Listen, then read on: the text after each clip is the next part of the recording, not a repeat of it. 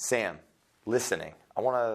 Was that natural to you growing up, or did you have to work on it? Definitely had to work on it. I grew up actually at a younger age level. I mean, when I went to school, I started, I was actually a year ahead, and I was with a lot of older people. And it was very difficult for me to, I don't know, say fit in, but I was really trying to. You think like appease others in a way? Maybe, I don't want to put words in your mouth. No. I almost feel like I'm hearing me right now. Sure. I don't know. Maybe not appease, but more like just fit in general. And I wasn't really listening too well, and that was a big mistake for me. So as I got older, I realized. What age was that when you got moved up? I'd say I was probably 8th grade, 7th grade. 8th grade, 7th grade. Was it an academic thing, or was it something else that occurred? Example, when I was in 1st grade, I was very mean and a bully. Sure. And they left me behind. Right. It was kind of the opposite for me. I was ahead, so I was a grade ahead. So I was always the youngest one, and wow. I was always the first one to say something. I think that was more immaturity on my part, but as I got older, I learned to listen. Did you believe in Santa Claus? Or did you ask questions? To be honest, and you were I did. Questioning? I did. I questioned it when I was very young, but I don't get to ask that to a lot of that's people. A good question. There's a big reason behind it. Yeah. Actually, you know what? Now that I think about it, I probably did. I don't think you did. I think I might have when I was really young, but some people go through life with their head down and just do. Right. When you're young, were you a question asker or a curious? I was. Curious guy. I was a big question asker. I never listened to rules. I would get in trouble all the time. I've been suspended more than once. So. Have you ever heard of the book I'm not proud Outliers? of it. Outliers by Malcolm Gladwell? I haven't read it, but I heard it was a great book. That's for you. Yeah. Yeah. I'm gonna read it. Now, in 8th grade and your starting freshman year, did you ever think that you'd be involved in the real estate business? No, I didn't.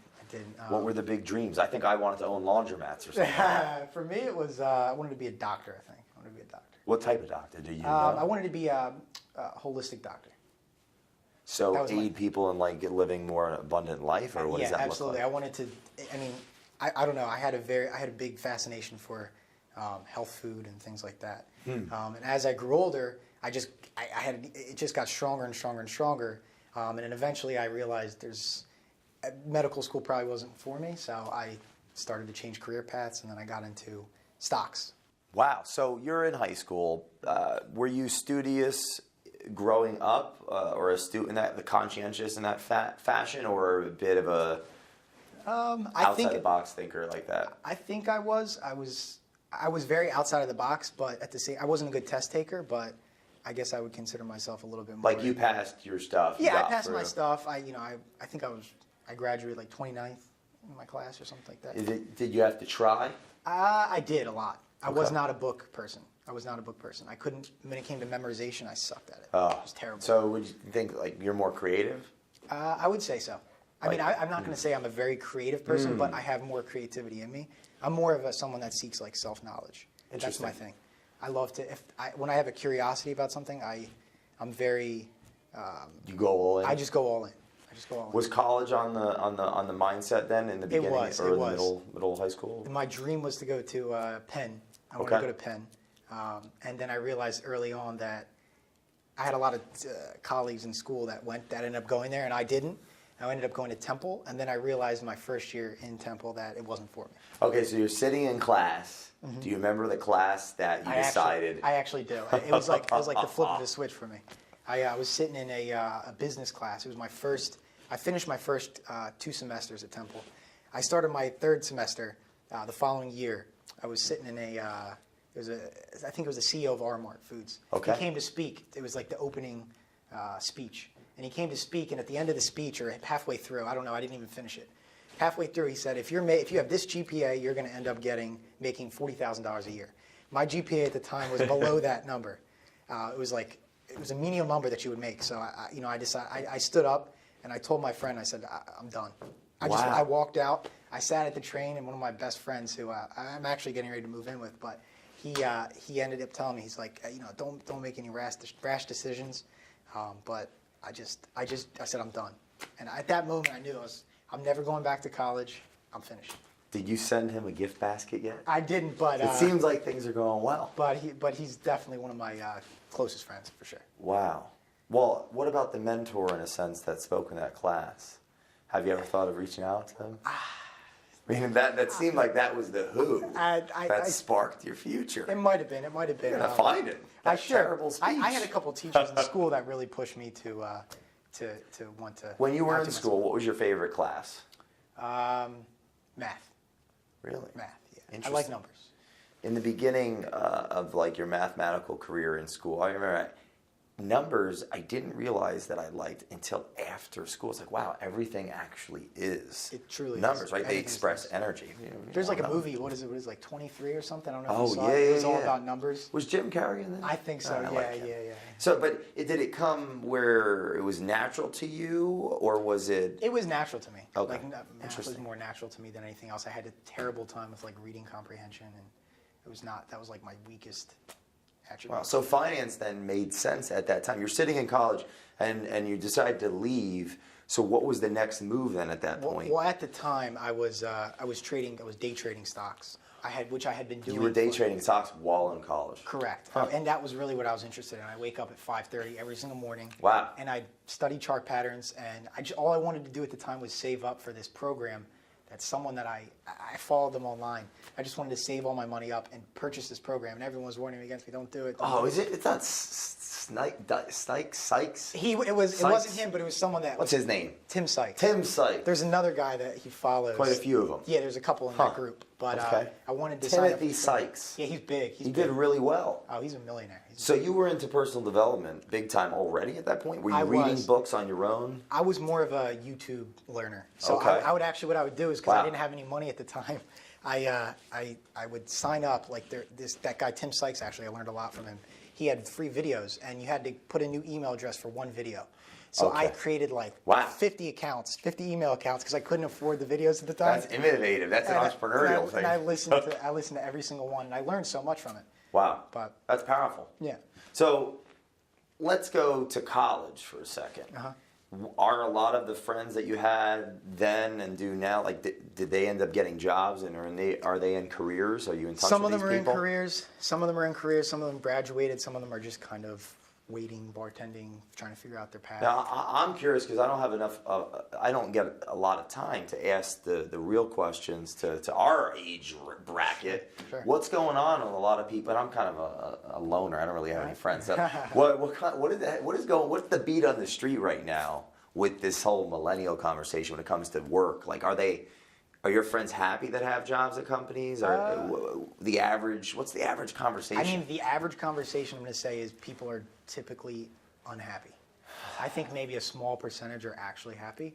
And unfortunately, a lot of people, I think a college education can be very useful if you apply it. But the problem is that most people aren't even able to apply it to what they plan on doing or what they are doing. So you feel like people from your experience, the friends that you have, got a degree and then they're doing something else? Absolutely. I mean, is that the majority? And the thing is, the majority seem to just be getting it for the piece of paper and not because they actually want to be there, which is unfortunate. It's tough. So, interesting though, you realized right away that it wasn't for you and then you made a decision. Where does that come from? Has that always been your behavior to just take the independent path, or was it something that conditioned over time? I think it was always who I was. I never followed rules. I really didn't. I didn't like to follow rules because I felt like, I used to always tell my teachers, I feel like I'm in prison. That's what I used to tell them. Because it was like, you have to do what they say when they say it. It just wasn't my... I feel like I'm talking to a spirit animal. I think I put a post on Facebook the other day. Those that follow the rules lose in life. Those that break the rules lose in life. But those who create the rules always win. I agree with that, 100%. Well, that's why we're friends. So you got into real estate about 3 years ago. Right. Was it a who? Like, was it a mentor, or was it an occurrence that made you shift gears from day trading to real estate? It's actually a big shift. I don't want to get too personal here, but when I was in my senior year of high school, I lost my father. He passed away. And then several years afterwards, my mother ended up getting cancer. He passed away from cancer, and my mother got cancer. And I was truthfully, my motivation was fear, because I I wouldn't say I felt alone, but I felt as if I needed to kind of figure out my own path quickly, and it made me a man very quickly. So I think that inner motivation was just trying to figure out how I'm going to get from plan A to plan B and make $1. And then from there, it kind of just blossomed into, now my motivation is more, self-development and reaching my highest potential and things like that. Yeah, So, well, I think you're doing that, man. I can feel the energy. I appreciate it. Yeah, there's a lot of love in your heart, and it's amazing, actually. Appreciate it. And now, going to the stocks for a second. At that time, life is giving us crazy obstacles in our path. Sure. That takes a certain amount of risk, like risking your own money, I guess, to put the ante up. Sure. So was that like the logic, the mathematical brain? You're weighing like probabilities, like what are the odds I'm going to get this to work? Right. Was it like, okay, if I get into real estate sales, I know I'm going to sell something? Right. Well, I think it was, to be honest, I had a mentor at the time that pushed me to be a real estate salesperson. I didn't really want to get into real estate sales. I wanted, my pure focus, and it still is investment. Okay. I love, all my clients actually now are all investors. Wow. So, but what I'm really passionate about is the investment side of things. So, well, you have a company, a real estate investment company, right, correct? Exactly. So right now we're focusing on buying investment properties. At the end of this year, we should be at around like 7 units, which is tiny. We're growing, but it's a really slow process. They're saying stuff about these millennials. You got 7 properties that you're working on, and you're selling real estate. You're doing very well. 90% of real estate agents, do you hear, they aren't even in the business within the first 2 years. Yeah. So you're 3 years in, right? Yeah, I'm about 3 years. If you were to talk to yourself 3 years ago at 20, getting that real estate license, what's the biggest piece of advice that you give to yourself, like knowing what you've learned in the last 3 years? Sure, it would be, it really just call as many people as you can, as much as you can, and get in front of as many people as you can. That's really all it is. Did you start doing that right out the gate when you got into the business? I didn't, which was my mistake. How long did it take? It took me about a year to start doing that. And once I started doing it and I started to get traction doing it, it just kind of it really clicked. So it took about a year. In the first year, how were things? The first year, things were a little bit rough, but it was just a learning process, so I would get rejected a million times. But eventually, over time, I started to get... What was your main referral or your main prospecting source where you were getting rejected? It You was weren't just going cold to calls. Z-Bar and getting rejected. No, Okay, you focused. I was just doing cold calls. Okay, like first time owners, expired listings? Everything. What's the sweet spot? Oh, For like me, just rent-ins? for me, the sweet spot is old expired listings. How old? Like between 3 months and a year. Huh, okay. Those have been because not too many people call them.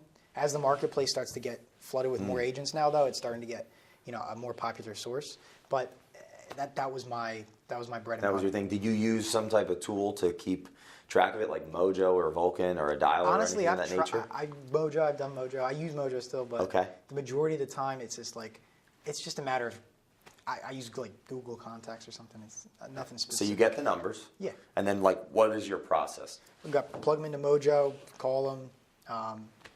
I follow up. The follow-up's usually where you make everything's in the follow-up. Your experience of doing this and consistently making phone calls to generate business, how many times do you usually have to follow? Do you usually follow up with someone? It really depends on everyone's different. I think that's one of the major things about sales is that, from what I've learned, it's everyone wants to put a one size fits all on it, and it's really not. Every single person I deal with is different. Everybody has different motivation. Everybody has a different way of speaking. Everyone's different, so you have to kind of tailor your approach to each person. So it's interesting you bring that up because everyone, at the end of the day, right?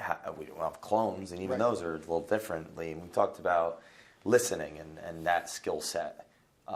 When did you start working on that, and then did that help with coming to the conclusion that you have now?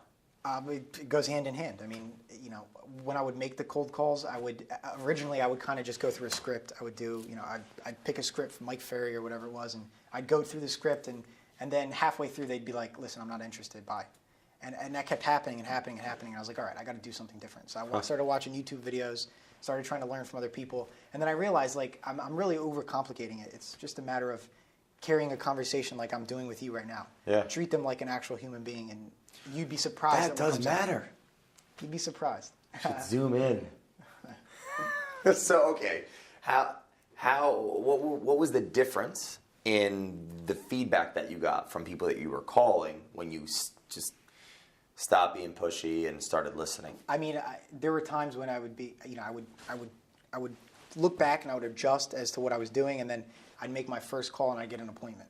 Wow. It was unbelievable. Like sometimes it's just the smallest things. It could be just one different word or one different sentence that just changes everything. It's amazing.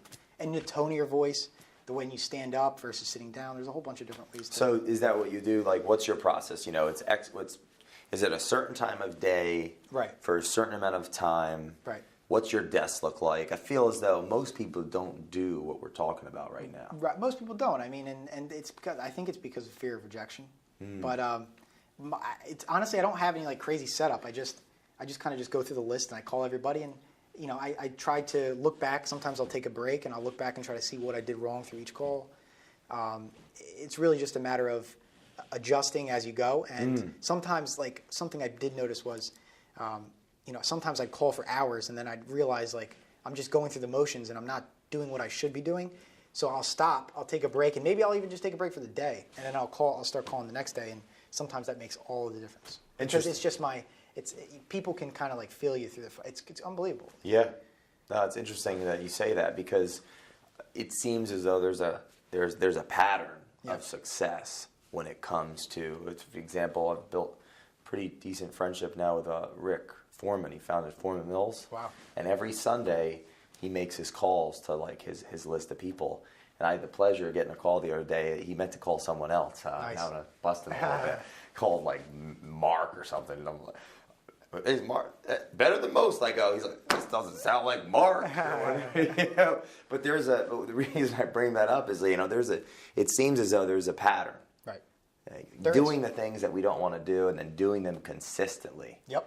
Was that innate to you, or did someone teach you that? No, honestly, it wasn't innate, and it's still not innate. It's like, I don't enjoy making cold calls. It's not fun. I don't know anyone that loves doing that. I think it's really just a matter of doing what you need to do because you have to do it. Yeah. Okay. So for me, it was just it wasn't innate. Now, you somehow overcame it. Did that take a lot of time or months? I'd say probably months, a few months. Yeah, I mean, it's not like it wasn't like there was a magic thing that just it changed. It was over time. I would reflect on what I was doing. I'd go watch other people, see what they're doing. There's a whole bunch of people on YouTube that I used to watch. Who are some of the guys that you follow? Brian Casella, he's a really good one. Yeah. Especially when I got started, he was Mr. Lambo. Yeah, he's good. He's good. Who else? Have you heard of Derek Lipsky? Yeah, I actually have watched some of his videos. He's over in Boston. Yep.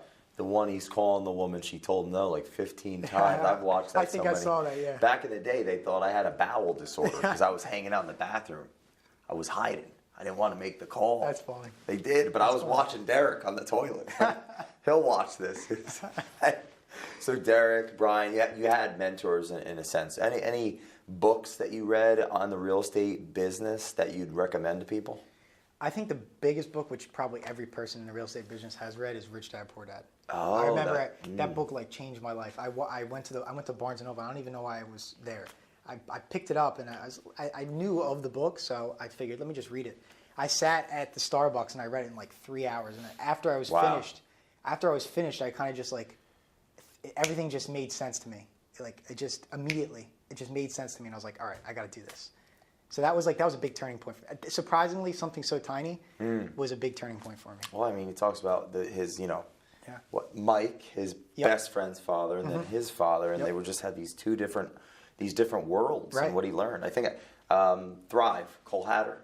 Yeah, he was teaching that over the weekend. Okay. Still, ESBI. Everyone has learned from Robert. It's like crazy because he simplifies it. So he makes it so simple anybody can understand it. And again, I'm not really good with reading comprehension, so for that, it just made it so simple for me. And I was like, wow, this is anybody can do this. How much has a more mathematically inclined? It's funny because a lot of people, math isn't for them. Right. However, you've been drawn to that your whole life. How much has that helped your real estate business? Because it seems as though you do a lot of investment side of it. Exactly. So, I mean, it's all numbers. It all comes down to numbers at the end of the day. So for me, it's like I don't really dread numbers. I somewhat enjoy it, so it's kind of made my life easier. I think that's kind of why I was drawn toward the investment again, it's because numbers just come naturally to me. So in a normal day, you're reaching out to expireds that have been off the market for 3, 6, a year, right? Yep. And through that, building relationships to sell the properties. Are you calling a lot of, I guess, investment type properties? To be honest, the beauty of it is like there are so many. Like I don't specifically look for a certain type of seller. Okay. The expireds that I call just happen to be a lot of investors, and it just works out perfectly. And I think, and I also fell into it, and in addition, it works. I don't know. It just everything kind of came together. Well, it's interesting because yet another thing we have in common. That's who I enjoy talking to the most. It's like absolutely. You have a conversation about depreciation, amortization, cap rates, and I love talking about leverage, and all this. You ask those questions, not just if you sold the home, where would you go next? Exactly. If you ask that question to an investor, they're like, "You're a dummy." Exactly. You're done. And like a lot of people don't learn the investment side of it. They don't, unfortunately. And I think right now in the marketplace, I think the investment side of the business is going to become bigger and bigger, especially in lower to median income neighborhoods, because I think, just based on the economy right now, I think there are going to be, I'm just predicting, but more foreclosures in the near future, and there are investors that have a lot of capital behind them that are looking to just snatch these things up. Yeah, I was just watching something recently. There's more cash available than there was before the crash of 2000. I'm getting from lenders now. I'm getting 100% financing from all these different lenders. I mean, people are buying $400,000 houses with like $500-600. Like that's scary.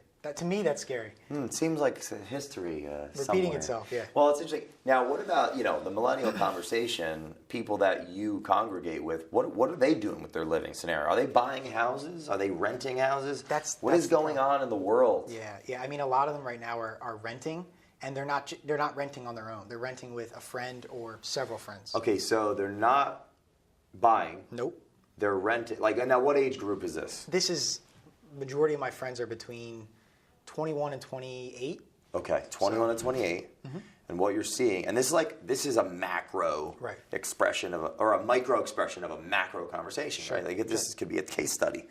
So 21 and 28, the conversations are we'll rent and we'll rent together. Exactly. It's like that Airbnb ethos in a way.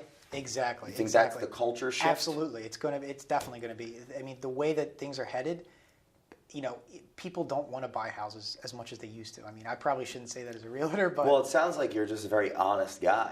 I kind of like that. I mean, there are always going to be people that want to buy, so I'm not afraid. But I think the shift is going to be more towards renting, maybe one friend buys a house and they rent it to 2 other people. But I don't think it's coming out of pure want. I think it's more necessity. It's interesting that, because this conversation isn't had a lot, because... If we really look, 10 years ago, 11 years ago, none of what we used was real. Right. Instagram, Facebook, LinkedIn, none of this stuff was there. Right. And what impact is that going to have on the real estate of the country? Sure. Being that the most powerful company in real estate is probably Zillow. Which is pretty scary. I think. How do you deal with that mentally? Like, what is your vision of? I think for the luxury market, real estate sales is always going to require a real estate agent. I don't think that'll ever shift, because people that have a lot of money don't usually have a lot of time. So they're always going to hire a professional to handle that, especially some of the biggest transactions of their life. But in regards to like lower end, things like Hauser, things like that, I think are going to start to really dominate and take up the market. How do you feel about Keller Williams investing so heavily in giving the agents power again with the technology move that they're making? I think it's a must. I mean, I think the way of the future is AI. That's where we're headed. I like how you think. I like how you're fearless with your observations, because I am too. That's our culture. That's the millennial culture. It's fearless of the future, I think. I agree 100%. For the entrepreneurial minded. 100%. Well, Gary was 26 when he started Keller Williams. That's crazy. He went to Baylor University. Wow. He studied insurance and marketing, and he was 23 when he got into real estate. 26 he started Keller Williams, because he left the company because he believed that the agent didn't work for the company worked for the agent. And by 29, the ALC was started. This guy was a young man. And look, so I'm excited about Gary Keller, because studying companies for all the years that I've been investing in that and thousands of hours, you see common denominators of successful CEOs. Right. And Gary Keller is a badass. He is. He's awesome. He's awesome. Is that what drew you to this company, Keller Williams? No, I actually, to be honest, the reason I came to the company was because of a colleague that I worked with previously. I loved his way of running business. And would you consider him a leader? Absolutely. Absolutely. How important is leadership to you? It's extremely important. I mean, and being a leader, I think now is a lot different than being a leader 10 years ago. I mean, I think the way we view leaders is just completely shifted. Like, especially for the millennials. You know, yeah, what is in the mind of the millennials? I think they want somebody they can relate to rather than somebody they can, rather than someone that just demands things. You know what I mean? They want somebody that they can relate to. But they don't want to work, Sam. Some of them do. They want to work? Some of them. What do you think the solution is? Because to be honest, education is the solution. Education is the solution. Absolutely. I think if people... Can you tell the camera that I didn't say to say that? He didn't say it. We align a lot. It's good. I'm glad we met. Yeah, absolutely. It's awesome. Wow. So do you think that our age demographic does want to learn, though? The millennials? Yeah. I think that's the scary part. I think a lot of them don't, truthfully. I think they're comfortable. And I think, I know for myself, comfort is like the worst thing. When I get comfortable, I know that I'm not doing something properly because nothing good comes from comfort. And the majority of millennials, I think, are comfortable with making enough money to survive. And, they're just going through life day by day, unfortunately. Now, were you born in America? I was, yeah. I was. Interesting. I was. And then you say that this is more of like your culture, your character, your family's Absolutely. Values in a way, and like Absolutely. what was set down in stone. Yep. How much has that impacted your life in a positive way? I think it's. I actually have a very business-oriented family, so it's really shed light on my understanding of what the economy is, and so I think it's a pretty big impact. But I think there's a lot of positives and negatives to it. Truthfully, I mean, I think I have a somewhat cynical. Okay. In regards to like pragmatic. What are you, Arthur Schopenhauer? A little pragmatic over here. Well, you're a numbers guy. I'm a numbers guy. You see, 50%, 50%, yeah. How much has that helped you actually help your clients? Being that your niche is Right. more so investors. Right. How is family? Yeah, would you say that? Well, that business-minded, Sure. mathematically inclined, financially inclined mindset would you say that's helped you a lot? Yeah. Again, I mean, it's because I naturally like math. I mean, it just kind of the puzzle just comes together. It just fits. Like I think I just naturally fell into it. I wasn't really seeking it. I think I kind of just naturally fell into that. So you're doing exceptionally well, especially being in the business 3 years. I've interviewed dozens and dozens and dozens and dozens of real estate professionals and owners, and you're doing exceptionally well. Appreciate What it. do you think? Yeah, seriously, easy when it's the truth. Yeah. What does the next 5 years in real estate look like for your plan? Sure. I have a feeling you have a plan. I definitely have a plan. It seems like you have many plans. I have a plan that I'm slowly but surely working on. Right now, my goal is to continue my sales career, but in the next 5 years, I'm going to be building my investment company, which is my baby. I'm really trying to, like I said, we should be up to 7 units by the end of this year. And by the time I hit 10 units, we're going to be growing at a much quicker pace because I own everything outright with my own personal name. So we should be growing at a much quicker pace because I have a lot more liquid cash. Yeah, so, of course. And then the goal from there in the next, I'm going to say 2 years, maybe even sooner, I'm going to start to pool money. I've got potential investors that want to invest some cash. So, I want to really grow. I don't know if you know who. Go ahead. Maybe a REIT. Like a real estate investment trust. Yeah, much smaller. Cardone Capital.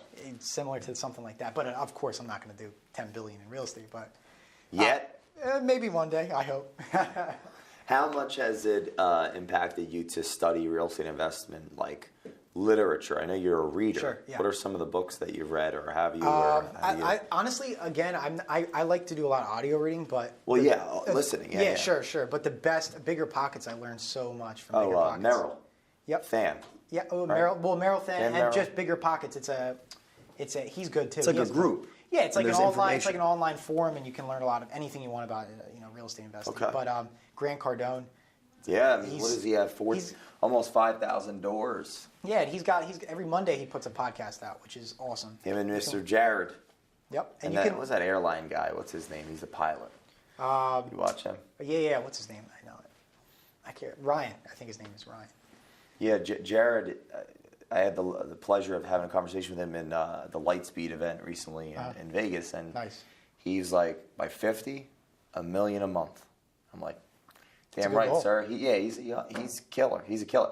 That's an interesting relationship between Grant and Jared and what they've accomplished together. Yeah. What drew you to, I guess, that personal development Again, culture? Because that's its own, its own niche. Sure. I mean, not everyone even knows who these people are. Yeah. I mean, again, it all comes from self-motivation and figuring out. I mean, I think a lot of it has to do. I think the biggest thing that I overcame was figuring out who you are as a person and figuring out what motivates you. So for me, my original motivation was just to get by and make money. But I've evolved and I've learned that it's not all about money and there's a lot more to it. And at this point, it's really for me, I'm really trying to just grow as a person. And, wow. My real motivation is understanding what my potential is and living up to my potential. So I guess that's powerful. Most people never figure that out. And then they're in their 50s and they hire me. Yeah, there you go. I'm serious. Yeah. Yeah, you're awesome, dude. I appreciate it. Badass. Thank you. That's like extremely well. So is this the thing? This is what happens when young men develop themselves and think, and are curious and ask questions and don't believe in Santa Claus. There you go. That's my theory. I mean, it's impressive. That's true. That's it's a good really observation. rewarding. I never really thought of the Santa Claus. Oh no, you're extremely abstract. Yeah. You see in pictures. What's that? You see in pictures. Right. You see. When Oh, you you're talk. saying, do I see in pictures? Yeah. Yeah. I'm making a statement. Okay. Yeah, I see you abstracting. Oh, thank you. Yeah, that's a sign I guess of that's a superior compliment, right? intelligence. It is. Psychology. Cool. Yeah. Cool. Very smart. Thank you. Yeah, that's my testimonial. Yeah, no, one thing about me is I see someone that is thought-provoking, I got to tell them, because I feel like there's an epidemic. There is. People don't know they're intelligent in our culture. Right. I think you're 100% right. And I think people get shunned for being intelligent, unfortunately. And it's really unfortunate. But it's the... We got to change this stuff. We do have to change it. I mean, who else is going to do it? That's what I think about. Do you think of these things now that you're in more of an abundance mindset? I'm a very... what's the word? Well, thought-provoking. I'm a very deep thinker, and I think about that kind of stuff all the time. Like, where is you read any philosophy? I'm actually just started Walden by Henry. by Thoreau. Yeah. Oh, Henry. Okay, so you know my favorite chapter in that book. It's called Reading. It's, I don't know, chapter 10. I did a video. I did a rant video for Facebook. It got more views than almost all the videos I've ever done. Wow. Because in Walden, in the chapter on reading, he talks about the illiterate industrialist who spends their entire life accumulating externally socially constructed value. Right. Their company. Right. And they finally get wealthy so they can retire and relax. And he says it, the illiterate industrialist realizes he can finally get into the rooms he wasn't allowed to be in. And these rooms, who's in these rooms? These rooms hold the men that actually hold the key. Right. The literate, articulated, thought provocateurs that actually shift culture. So he finally gets in the room because he bought his way in. And what he realized, this is the premise of the page. Right. The man, the illiterate industrialist that gets in that room and realizes that his family needs an education that he never got, he becomes a family man. Wow. Because, this is that book, That's Henry deep. David Thoreau. Because the man that doesn't inspire his children to develop intrapsychically Sure. never becomes a family man because his wealth creation is lost. They spend it. I think we see that in modern day culture. I mean, I see it all the time. See kids that want to go do what they want to do, but the parents shun them, and it's a shame because a lot of these people have so many great qualities that, and but they're told it's not okay or you can't do it or there's no money in it or this or that or the other. But I see it. We can see it today. History repeats itself. Absolutely. Because 100%. we're just the same body sacks walking around. Absolutely. With different technology and different mindsets. So I commend you, man, because I did a video on this the other day. Self-worth greater than net worth. And this is the catch. Sure. You can have both. You can. And you're doing that. I appreciate that. Yeah. I'm excited. I'm excited. You know, too. it makes me feel like when I saw Caleb Maddox talk this weekend, Right. I cried a little bit because this is a man who started educating himself at a young age, Right. reading books, Right. writing, doing videos, putting his truth out there. And he got on that stage and he told the truth. Right. And he had personal power, and he also is a millionaire at 18 Unbelievable. because he accepted the symbolic representation of his value, which is the money, Right. of helping people. Right.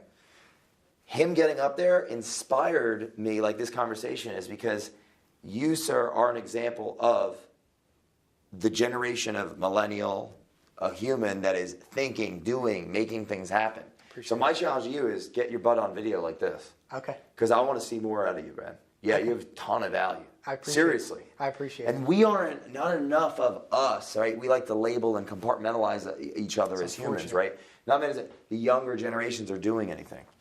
You got me feeling like, I've never talked this much in interviews.